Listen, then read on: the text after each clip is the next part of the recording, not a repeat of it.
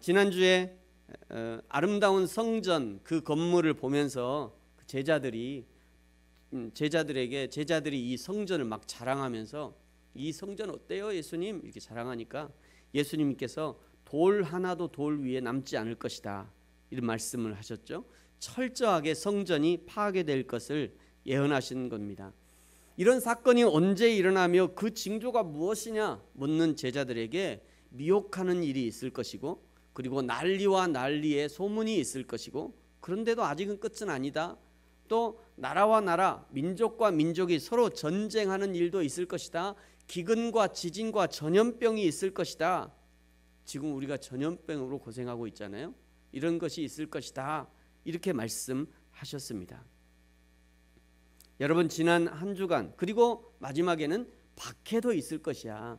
예수 믿는 너희들을 박해하는 일이 있을 것이다. 이렇게 말씀하셨습니다. 여러분, 지난 한 주간 예수 믿는 것 때문에 혹시 어떤 박해를 받으셨습니까? 사실 우리가 지금 이렇게 마음껏 모이지 못하는 것도 사실은 박해라고도 할 수 있죠. 여러분, 개인적으로 지난 주간에 한 주간 살면서 어떤 박해를 받으셨습니까? 저는 코로나의 이게 뉴스가 교회 관련 뉴스가 나올 때마다 얼마나 마음이 그냥 조마조마하고 뜨끔하고, 광주 지금 일곡중앙교회 오늘 예배도 못 드릴 것 같은데 저 많은 성도들 어떻게 하나 그런 걱정도 되기도 하고요.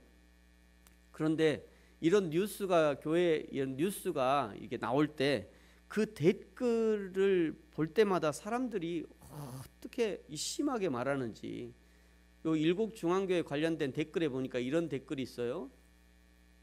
집에 좀 있자. 왜 그리 교회 못 가서 안달이냐. 코로나 몇 명 걸린지 실험하는 거냐. 또 종교 집단들 말 무지하게 안 듣네. 죽일 놈들. 또 목사 싹쓸이 감금해야 된다. 근데 이게 몇 개만 이렇게 추려놨는데요.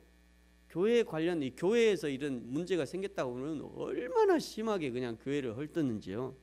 여러분, 지금은 댓글뿐이지만 이 댓글이 실제 행동으로 이어질 것이고요. 지나가다가 그냥 교회 간판만 있으면 부셔버릴 것이고, 교회 십자가 보면 넘어뜨릴 것이고요. 예배하는 모습을 보면 돌을 던지고 갈 거예요. 마지막 날에는 그렇게 될 것이다. 마지막 때가 되면 그렇게 될 것이다. 성경이 예언하고 있는 겁니다. 여러분, 우리는 그날을 대비해야 하고요. 그날이 오거든 지혜롭게 처신해야 돼요. 지혜롭게. 오늘 20절부터 성전이라고 하는 특별한 건물, 우상화되어 버린 이 건물의 파괴뿐만 아니라 이스라엘 민족의 삶의 터전인 예루살렘 성의 멸망을 예언하십니다. 그러나 이건 역시 선행되는 징조가 있는 거예요. 갑자기 있는 게 아니라 선행되는 징조가 있어요. 20절에 보니까 군대에게 에워싸일 것이다. 21절에 보니까 산으로 도망가라. 성내에 있는 자는 빨리 나와라. 이미 밖에 있는 자들은 들어가지 말아라. 이런 얘기를 하고 있어요. 여기 산으로 도망가라 라고 하는 이 말은 유대 지역의 대부분은 산 지역, 여기 이스라엘인데 이스라엘이 대부분 산악으로 돼 있어요. 대부분 산 지역인데요. 거의 대부분 지역이 이렇게 산간이기 때문에 유대 지역에서 가능하면 멀리 떨어진 곳으로 가거나 아니면 요단강을 건너서 요단강 건너 동편으로 도망가라, 이런 의미입니다. 실제로 당시에 예수님의 가르침에 충실했던 많은 성도들이 전쟁이 나기 전에 베레아라고 하는 이 지방, 베레아 지방에 펠레라는 산이 있는데요. 이 산으로 많이 도망을 갔다고 그래요. 그래서 거기 보면 그런 유적들이 있다고 그럽니다. 22절에 보니까 이날은 하나님의 예언에 이루어지는 날이고 이날은 징벌의 날이다. 23절에 큰 환난과 진노가 있고 빨리 피하지 못하는 임신한 자와 젖먹이는 자는 화가 있을 거다. 24절에 칼에 죽임을 당하고 이방에 사로잡혀가고 이방인의 때가 차기까지 이방인들에게 의해서 밟히게 될 거야. 마지막 날엔 그렇게 된다는 거예요. 실제로요, AD 70년에 예루살렘이 로마의 장군 티투스에 의해서 함락이 되어지고요, 돌 위에 돌 하나도 남지 않을 정도로 완벽하게 파괴가 되었고요, 요세푸스라고 하는 역사가의 기록에 의하면 이때 유대인 사망자가 110만 명, 포로가 9만 7천 명이 잡혀갔다고 그럽니다. 이 예루살렘 멸망할 때 말이죠. 오늘 예루살렘의 파괴를 통해서 알 수 있듯이 예고 없는 심판이나 이유 없는 심판은 없는 거예요. 예루살렘의 파괴는 왜 일어나는가? 예루살렘은 오직 여호와 하나님을 예배하고 하나님의 정의와 공의를 시행하기 위해서 하나님이 지정하신 장소 아닙니까? 예루살렘 성이 있는 그 장소를 아브라함 시대에는 모리아산이라고 했습니다. 이 모리아산에서 아브라함은 이삭을 번제로 드렸죠. 다윗 때는요, 이 지역을 아라우나 오르난이라고도 하는 아라우나의 타작마당이 거기 있었고요. 역대하 3장에 보면 솔로몬이 바로 이 모리아산 아라우나의 타작마당에 성전을 짓게 됩니다. 그리고 신약에서는 예수님은 이 모리아산 아라우나의 타작마당, 지금 예루살렘 성이 있는 그 모리아산으로 올라가는 그 골고다 언덕 위에서 십자가의 처형을 당하셨습니다. 이 골고다라고 하는 이 말이 해골의 곳 이런 뜻이거든요. 왜 저기가 해골이 많아서 해골이 아니라 이 지형 자체가 해골처럼 생겼어요. 가만 보면 여러분 저 푹 들어가고 막 봐보세요.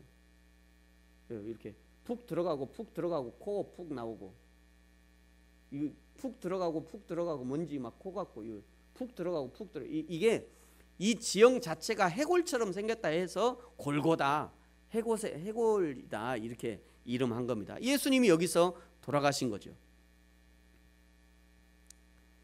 그러니까 예루살렘 성을 중심으로 하나님의 역사들이 많이 일어났고요. 그렇게 하나님과 너무도 깊이 관련된 장소가 예루살렘이었고, 그래서 오직 여호와 하나님만 섬기는 것이 예루살렘 성이었습니다. 그런데 그 예루살렘 성이 타락하게 되는 거예요. 예배가 형식적이 되었습니다. 제사장들은요, 제사 행위를 통해서 얻게 되는 물질에 더 마음이 가기 시작한 거예요. 결국 예수님이 돌아가시기 직전에는요, 장사꾼들의 소굴이 되었다고 예수님이 말씀하셨죠. 그래서 하나님이 그 더럽혀진 예루살렘을 철저하게 파괴를 통해서 심판하시는 겁니다. 지난주에 경고하셨더니 너희 보는 이것들이 날이 이르면 돌 하나도 돌 위에 남아있지 않고 다 무너질 것이다. 하나님의 뜻을 행하고 하나님을 예배하는 데는 관심이 없고 그저 외형적인 것만 자랑하고 자신들의 이득에만 관심이 있던 예루살렘 성을 하나님이 파괴하시기로 결정하신 거예요. 여러분, 지금도 마찬가지입니다. 그리스도인이라 하면서 늘 자기중심적으로 사는 사람들이 있어요. 당신은 왜 예배하지 않습니까? 물어보면 오늘 마음이 동하지 않는데. 당신은 왜 헌신하지 않습니까? 물으면 나의 상황과 형편이 안 된대요. 당신은 왜 훈련받지 않습니까? 물어보면 나는 오늘 시간이 없대요. 왜 봉사하지 않으십니까? 물어보면 바쁜 일이 많대요. 왜 전도와 선교에 관심이 없으니까? 물어보면 전도와 선교는 나는 은사가 아니래. 그래서 하나님이 기뻐하시는 것을 할 수 없다는 거예요. 여러분, 우리 하나님은 언제 사무엘과 같은 대답을 들을 수 있을까요? 언제 도대체 사무엘과 같은 그런 대답을 우리 하나님이 들을 수 있냐고요? 사무엘상 3장 10절에 보니까요, 여호와께서 임하여 서서 전과 같이 사무엘아 사무엘아 부르시는지라 사무엘이 이르되 말씀하옵소서 주의 종이 듣겠나이다. 여기 듣는다는 것은요, 그저 귀로 듣는다는 말이 아닙니다. 하나님이 무엇을 말씀하시든지 종이 순종하겠나이다, 이런 의미예요. 하나님은 지금도 순종하는 한 사람을 찾으십니다. 왜 이 시대에 역사를 바꿀 만한 사무엘과 같은 걸출한 종이 나오지 않는 것입니까? 순종하지 않기 때문입니다. 순종하지 않기 때문이에요. 이 시대에 왜 민족의 운명을 바꿀 만한 다니엘과 같은 걸출한 종이 나오지 않는 것입니까? 바벨론과 같은 교육이 없어서가 아닙니다. 다니엘 학습법 같은 그런 학습법이 없어가 아니에요. 애굽과 같은 시스템이 없어서가 아닙니다. 하나님 앞에 순종하지 않기 때문이에요. 이 시대에 왜 다윗과 같은 위대한 지도자, 위대한 종이 나타나지 않는 것입니까? 이유는 너무나 간단합니다. 순종하지 않기 때문입니다. 지금은 순종을 잃어버린 시대예요. 성령께서 내 안에 단식하심으로 지적하시고 말씀하셔도 우상이 되어버린 내 마음이 안 움직이면 성령의 말씀에도 순종하지 않아요. 오직 자기 마음과 자기 느낌과 자기 상황과 자기 형편에만 순종합니다.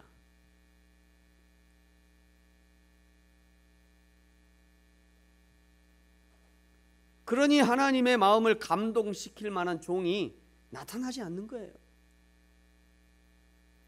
사랑하는 성도 여러분, 종말을 향해 가는 이 시대에 살아계신 여호와 하나님 말씀에 순종하는 사람이 되시기 바랍니다. 내 느낌과 내 감정에 순종하는 것이 아니라 하나님의 말씀, 하나님의 인도하심, 성령 하나님의 깨닫게 하심에 순종할 수 있어야 되는 거예요.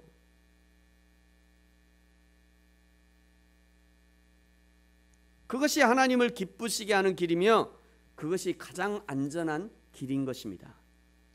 예루살렘은 멸망하고 그리고 예수 그리스도의 재림은 반드시 일어날 일입니다. 25절에 보니까 1월 성신의 징조가 있을 것이다 말씀하죠. 이것은 마태복음 24장과 요한계시록 6장과 연결되는 부분이에요. 마태복음 24장 29절 이하에 이날에 대해서 더 자세히 기록하고 있는데요.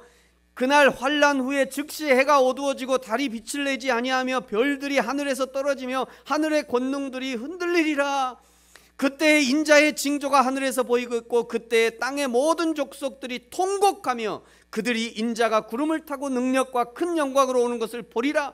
그가 큰 나팔 소리와 함께 천사들을 보내리니 그들이 그의 택하신 자들을 하늘 이 끝에서 저 끝까지 사방에서 모으리라. 아멘, 아멘. 여러분, 이 마지막 때가 얼마나 두렵고 무서운지 오늘 26절에 보면요, 사람들이 무서워서 기절을 해버린대요. 너무 무서워서, 그 하나님의 날이 무서워서 사람들이 기절할 거래요.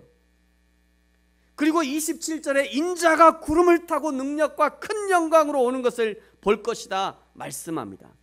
예수님도 승천하시면서 너희가 본 이대로 내가 다시 올 것이다 말씀하셨죠. 여기 예수님이 구름 타고 오시는 이 구름이 뭐냐, 뭐 UFO냐 뭐냐, 아니에요. 그냥 구름이에요. 예수님이 구름 타고 오시는 거예요. 뭐 이것을 분석해서 해석할 필요는 없습니다. 천지 만물을 만드신 분이 구름 타고 오는 것이 뭐가 어려운 일이겠어요. 올라가실 때도 구름 타고 올라가셨으니까 다시 오실 때도 구름 타고 오시는 것이 너무나 자연스러운 거예요. 또 진짜 구름을 타고 오셔야 성경대로 오셨다고 사람들이 믿을 거 아닙니까? 이 주님이 다시 오실 때 불의의 도성, 하나님이 멸망하기로 한 예루살렘 성에 들어가지도 말고 도망가고 벗어나는 것만이 살 길인 거예요. 죄에서 떠나는 것만이 살 길입니다. 회개하고 돌이키는 것만 살 길이에요. 예수 그리스도의 십자가를 의지하는 것만이 살 길입니다. 그 십자가의 은혜를 단단히 붙드는 것만이 저와 여러분이 살 길이에요. 드디어 28절에 이렇게 말씀합니다. 그런 일이 되기를 시작하거든 일어나 머리를 들라 너희 속량이 가까워졌느니라. 예수께서 구름을 타시고 큰 영광으로 오는 그날은 믿지 않는 자들에게는 기절할 만큼 놀랄 일이고요, 두려운 날이 되겠지만, 그러나 믿는 성도에게는 머리를 들 날이라는 거예요. 믿는 자의 속량의 날이 될 것이라 말씀하는 겁니다. 그러므로 사랑하는 성도 여러분, 그날을 사모하시기 바랍니다. 저와 여러분이 육신으로 사는 날 동안에 구름을 타고 오실 예수님을 볼 수 없을지도 모르겠지만, 그러나 하나님의 심판대 앞에서 영광의 면류관, 생명의 면류관으로 상급을 받을 날은 그리 멀지 않았습니다. 그리고 29절부터는 다시 비유의 말씀을, 하셔요. 지금 계속 성전 파괴와 예루살렘의 멸망에 대해서 말씀을 나누시던 와중에 그 일을 통해 나타내시고자 하는 하나님의 뜻을 더 깊이, 더 깊은 의미를 알아듣는 자에게는 더 확실하게 알아듣게 하고, 영적인 눈과 귀가 닫혀가지고 도무지 알아듣지 못하는 자에게는 하나님의 비밀을 감추기 위해서 비유의 말씀을 하는 겁니다. 비유는 이렇습니다. 29절에 보니까 무화과 나무와 모든 나무를 보라. 30절 싹이 나면 여름이 가까운 줄을 자연이 아는 것처럼 31절에 이와 같이 이런 일이 일어나는 것을 보거든. 이게 이런 일이 뭐예요? 성전 돌 위에 돌 하나도 남지 않을 정도로 파괴될 것이고, 예루살렘 성이 포위가 돼가지고 100만 명이 죽고 9만 7천 명이 포로로 잡혀가는 그런 일이 일어나는 것을 보거든. 그때는 알아차려야 된다는 거예요. 뭘 알아차려야 돼요? 드디어 하나님의 나라가 가까이 왔구나. 알아차려야 된다는 거예요. 알아차려야. 여러분, 요즘 좀 민감하신 분들은 이 코로나 사태를 보면서 주님의 때가 가까이 왔나? 다들 그런 생각하고 계시죠? 민감하신 분들은. 다들 그런 생각하고 이게 주님의 때인가? 근데 어떤 사람은요, 옳았구나, 교회 안 가도 되는구나. 물론 이 코로나 이것 때문에 이 서로 주의하느라고 그거하고는 다른 일이죠.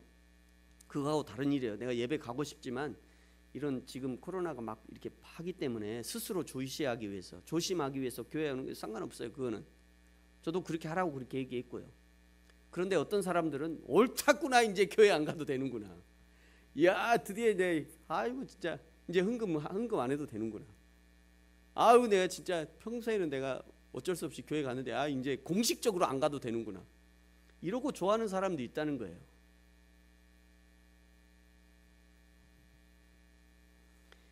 여러분, 하나님의 나라라는 것이 도대체 무엇입니까?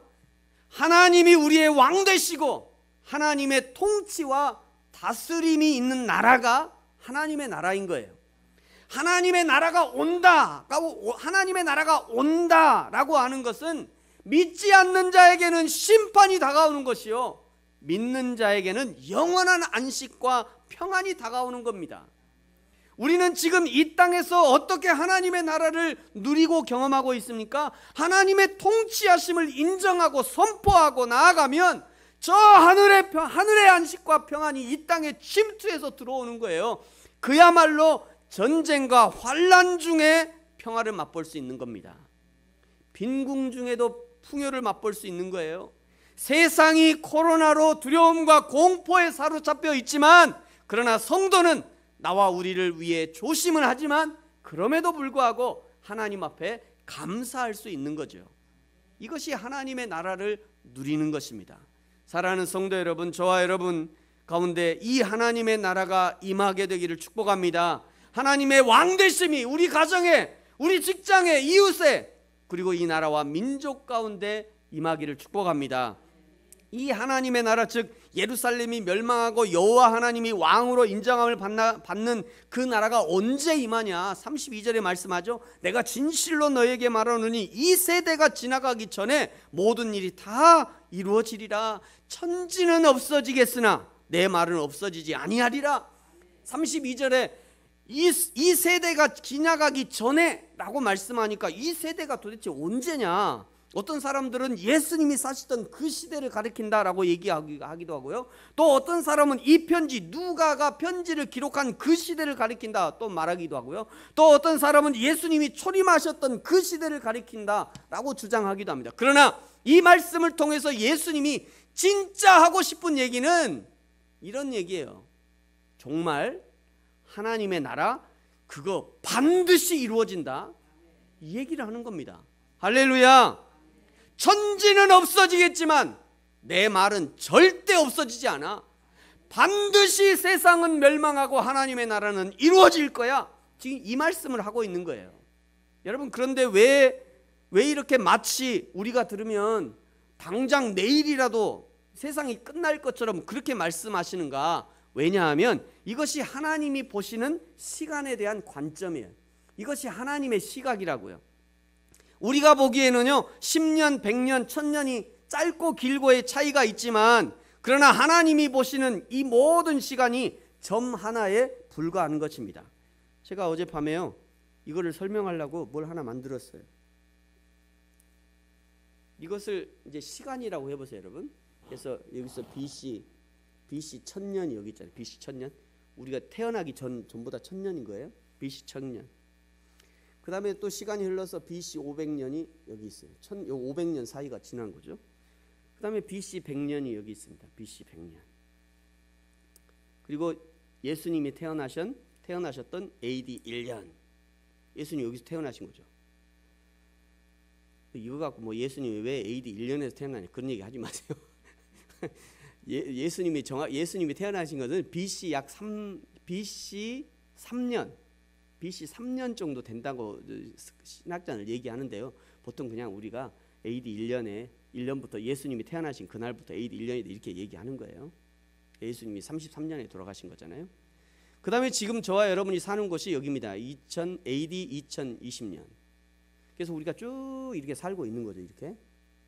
그래서 사람들의 생각에는 어떤 사람은 여기서 태어나서 2002년을 사고 어떤 사람은 1000년을 사니까 벌써 이게 3000년의 시간이 이렇게 흐르잖아요. 예수님이 AD 1년에 태어나셔가지고 1년에 하나님의 나라가 곧 임합니다. 그런데 지금 2000년이 지난 거예요. 예수님이 분명히 하나님의 나라가 곧 임한다라고 했는데 벌써 2020년이 지났다고요. 근데 이것은 사람들이 보는 관점이에요. 근데 하나님은 이 시간을 어떻게 보시냐? 하나님은 이 시간을 이렇게 보시는 겁니다. 이렇게.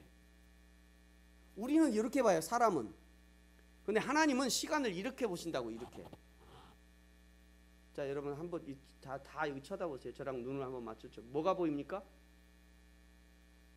뭐가 보이니까 여러분? 점 안 보이세요? 점 보이죠? 점. 하얀 점. 보이십니까? 하얀 점? 네. 하얀 점 보이죠? 네, 우리 다들 눈을 한번 맞춰 보세요. 다. 점 보여요? 점 하나 보이죠? 점 하나 딱 하나 보이죠? 딱 하나. 이것이 하나님의 관점이에요. 우리는 사람들은 이렇게 길게 봐요. 사람들은 시간을 이렇게 길게 보는데 그런데 하나님은 이렇게 본다고요. 딱 점 하나로. 이것이 하나님의 관점인 거예요. 그래서 하나님께서는 모든 시간은 오늘인 거예요. 점 하나. 오늘. 하나님께는. 그리고 그것이 곧 현재인 것이에요. 그리고 하나님께는 이 모든 것이 지금인 거예요. 지금. 오늘이고 현재이고 지금이고. 그래서 우리 신앙은 늘 오늘의 신앙을 살아야 되는 거예요. 왕년에 내가 이랬고 내일 내가 이렇게 할 거야. 아무런 의미가 없는 거예요. 오늘을 믿음으로 살고 오늘을 헌신해야 사는 것입니다. 그것이 내일 나의 신앙의 질을 결정하는 거예요. 우리는 믿음이라는 단어를 하나님의 진리를 마음속에 담아두고 성경이 참인 것을 믿는 것만으로 생각합니다만 로마서 1장 17절에 믿음이라는 단어는 성경에서 여러 가지 단어로 해석이 되는데 이렇게 해석됩니다. 진실, 성실, 정직, 충성, 신실. 이 믿음이라는 단어가 이렇게 번역이 돼요. 결국 믿음의 사람들이란 오늘 충성된 사람들이 믿음의 사람들인 거예요. 믿음의 사람들은 오늘 성실하게 살아가는 사람이 믿음의 사람인 거예요. 믿음의 사람은 오늘 지금 정직하고 신실하게 살아가는 사람들이 믿음의 사람들인 거예요. 그 사람들이 이 복음을 받을 만한 사람들이고요. 하나님 나라에 합당한 사람들이라는 거예요. 그 믿음의 사람들은 예수님의 비유의 말씀을 알아듣고 더욱 믿음으로 살겠지만 그러나 그런 믿음이 없는 사람들은 도무지 예수님의 비유를 알아듣지 못하는 것입니다. 그것이 비유의 목적인 거죠. 그 하나님의 나라를 사모하고 그 하나님의 나라가 올 것을 기대하는 성도는 어떤 삶을 사느냐? 34절에 보니까요. 너희는 스스로 조심해라 말씀하고 있어요. 너희는 스스로 조심해라. 스스로 조심하지 않으면 방탕하게 됩니다. 스스로 조심하지 않게 되면 술 취하게 돼요. 스스로 조심하지 않으면 생활의 염려로 마음이 둔해집니다. 생활의 염려로 마음이 둔해지면 뜻밖의 그날이 너희에게 임하는 거예요. 왜 하나님의 나라가 덫과 같이 뜻밖의 덫과 같이 임하냐? 사실은 이미 징조를 보여주셨어요. 이미 여러 가지 사인을 보여주셨어요. 그런데 마음이 둔해져 가지고 못 알아듣는 거예요. 비유의 말씀을 못 알아듣는 것과 마찬가지입니다. 그런 사람들에게는 데살로니가전서 5장 2절에 말씀하는 것처럼 주의 날이 밤에 도둑같이 임할 거야. 못 알아들으니까. 못 알아듣는 사람에게는 도둑같이 임하는 겁니다. 그러나 알아듣는 사람에게는요, 데살로니가전서 5장 4절에 보니까요, 형제들아, 알아듣는 사람을 얘기하는 거죠. 형제들아, 너희는, 믿는 너희는, 이런 의미죠. 형제들아, 너희는 어둠에 있지 아니하매 그날이 도둑같이 너에게 임하지 못할 것이다. 그러니까 하나님의 사인이나 하나님의 그 말들을 알아듣는 사람에게는 도둑같이 임하지 않는다는 거예요. 늘 어두움에 있는 사람들에게 하나님의 날은 항상 도둑같이 임하는 겁니다. 그러나 늘 깨어있고 늘 주님의 날을 사모하고 낮에나 밤에다 눈물을 흘리고 내 주님 오시기를 기다립니다 노래하는 사람들은 주님의 사인과 징조를 금방 알아볼 수 있는 것입니다. 그러니 그날이 도둑같이 임하지 못하는 거죠. 사랑하는 성도 여러분, 저와 여러분에게 이 주님의 사인, 주님의 날을 알아볼 수 있는 민감한 영적 눈과 민감한 영적 귀와 영적 감각이 늘 살아있기를 축복합니다. 여러분, 그렇게 하기 위해서 우리는 어떻게 해야 되냐? 36절에 말씀하죠. 이러므로, 우리 다 같이 한번 읽어볼까요? 오늘 제목이 여기서 나왔죠. 시작. 이러므로 너희는 장차 올 이 모든 일을 능히 피하고 인자 앞에 서도록 항상 기도하며 깨어있으라 하시니라. 아멘. 백성들의 깨어있음을 위해서 예수님이 37절에 보니까요, 늘 가르치셨대요. 예수께서 낮에는 성전에서 늘 가르치시고, 38절에 보니까 백성들은 아침부터 성전에서 배우기를 힘썼다 말씀하고 있습니다. 예수님이 날마다 성전에서 가르치셨다는 것은 거의 죽기를 각오하는 결단이었습니다. 왜냐하면 예수님을 잡으려는 자들이 성전 곳곳에 도사리고 있었기 때문이에요. 그들이 언제든지 맘만 먹으면 예수님을 잡을 수 있었지만, 그러나 예수님은 성전에서 하나님의 나라를 가르치시기를 포기할 수 없었던 거예요. 지난 주중에요, 부르심교회를 사랑하는 은사 목사님이 광주 소식을 듣고 서울에서 전화가 오셨더라고. 저를 신학교에서 가르쳤어요. 60이 넘은, 거의 70이 이제 가까우신 목사님이. 제가 깜짝 놀라고 무릎을 꿇을 뻔했어요. 목사님한테 연락하셔. 아이고 목사님, 이게 전화 받았더니 요즘 광주 괜찮은가? 아, 네 목사님, 뭐 지금 난립니다. 조심하게 이러시더라고요. 그러면서 한마디 해주셨어요. 코로나 시대는 어떤 시대냐? 진검승부의 시대다, 이런 얘기를 하시더라고요. 코로나는 진검승부의 시대다. 가짜 성도는 사라질 것이고 진짜 성도만 남을 것이다. 가짜 교회는 사라질 것이고 진짜 교회만 살아남을 거야. 자기 중심의 신앙은 무너질 것이고 하나님 중심의 신앙은 살아남을 것이다. 건물 중심, 목회자 중심의 교회는 무너질 것이고 말씀 중심, 진리 중심의 교회는 살아남을 것이다. 보여주기식 교회는 사라질 것이고 행함이 있는 교회만 살아남을 것이다. 아날로그식 문서 위주, 도장 위주의 교회는 사라질 것이고 이제는 디지털과 스피드에 강한 교회는 살아남을 것이다. 여러분, 그야말로 진검승부의 시대를 저와 여러분이 살고 있는 겁니다. 이 시대가 누구에게는 사형선고와 같을 것이고 누구에게는 기회가 될 것이에요. 승리의 찬가를 부르는 기회가 되기도 할 것입니다. 여러분, 이 이야기는 부르심교회에 와야 진짜다, 이런 얘기 아닙니다. 오늘 오신 분만 진짜고 오늘 안 오신 분 가짜다, 그런 얘기 하는 거 아니에요. 제가 지금 그런 얘기 하는 거 아닙니다. 과연 저와 여러분은 이 진검승부의 시대에 과연 어떤 신앙인으로 인자 앞에 또 하나님 앞에 심판주 앞에 서시겠습니까? 저와 여러분이 날마다 매 순간을 하나님 앞에서 깨어있는 자로 살고 하나님의 진리를 따르고 진리를 살아내며 하나님의 나라를 사모하며 오늘 이 하루도 그날을 대비하는 자로 날마다 인자 앞에 서도록, 날마다 하나님 앞에 나 자신이 설 수 있으면, 날마다 시간마다 분마다 초마다 내가 그 하나님을 인식하면서 그 하나님의 진리의 말씀을 붙들고 그 하나님의 말씀을 오늘 지금 현재 살아낼 수 있다면 그 사람이야말로 진짜 그리스도인으로 발견되어질 것입니다. 저와 여러분이 이 진검승부의 시대에 하나님 앞에 참 믿음의 사람으로 발견되어지기를 예수님의 이름으로 축복합니다. 기도하겠습니다.